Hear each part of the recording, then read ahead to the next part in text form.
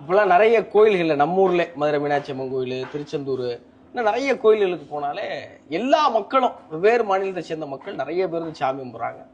இப்போ கூட்டத்தை கட்டுப்படுத்த என்னென்னமோ செய்கிறாங்க அரசாங்கத்துக்கு பார்க்கும்போது. அப்படி ஒரு கோயிலில் இந்த மெட்டல் ட்ராக்கர் வச்சுருக்காங்க. அதாவது ஏதாவது உலோகங்களோட நீங்கள் கோயிலுக்குள்ளே போகிறீங்களாங்கிறத கணிக்கிறதுக்காக அது வச்சுருக்குறாங்க.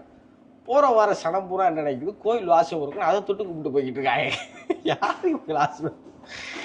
இந்த கடவுள் நம்பிக்கைங்கிற பேரில் நம்ம ஆட்கள் செய்கிற சேட்டைகள் இருக்குல்ல.